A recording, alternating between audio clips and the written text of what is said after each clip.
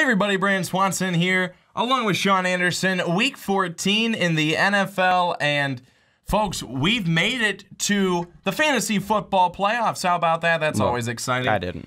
Well, Sean didn't in the league that we have here with MVP and a couple other guys, but you know what? That's okay. Sean's going to be just fine because he's still alive in some of his other leagues for money, which is where it really matters. But folks, we're going to dive in to this week's NFL previews, and Sean's going to start it off with Pittsburgh and Buffalo, and Sean tells me that Zach Mettenberger is questionable for this game, and you know that is going to definitely make or break this one. Could be a big loss for the Steelers there. I mean, if he's not able to go, I mean, what are you going to do?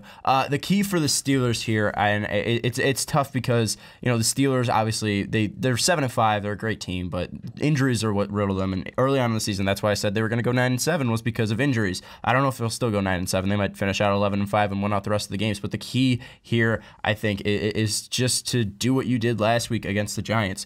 Have Antonio Brown open. Use Le'Veon Bell in the correct way, and let Big Ben see the field. I mean, when you have those three working so well together, it's so hard to stop those three. They might be the most dynamic three players on any team, at least offensively. I mean, when you have those guys going at the rate you had them going against the Giants and also against the Cowboys, I mean, it's tough to beat that team. And plus, looking at the Bills, I mean, they were looking great against the Raiders for pretty much all the way up until the third quarter, and then they let their lead evaporate. So as long as the Steelers can keep up pressure and as long as they don't turn the ball over, they're going to win the ball game because of Ben Roethlisberger, Le'Veon Bell, and Antonio Brown. The key for the Bills, it's going to be the same key as last week, and it was they have to convert because against the Raiders, they converted early on, and once they did that with Tyrod Taylor and LaShawn McCoy, they were able to convert. Mike Gillislee getting goal line carries, he had 2 touchdowns.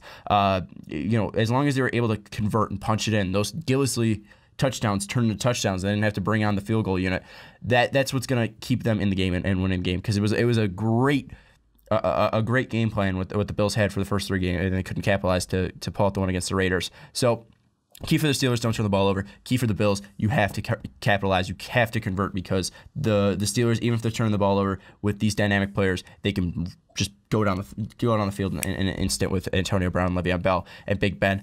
I'm going to pick the Bills here because I think the Bills desperately need to win. It's at home. I think they're going to come off the bad taste in the mouth of the Raiders comeback, and I think that the Bills will be able to convert. I think LaShawn McCoy will be dangerous in the open field. That's one thing the Giants don't have is a dynamic running back like LaShawn McCoy, and I think the Bills will win a close one in 28-24. I think the Bills will get the win here. Okay, wow. Going out on a limb. Yeah, why not? Yeah, why not? Why not? It's week 14. Exactly. Week 14. I'm not in the playoffs anymore. It doesn't matter.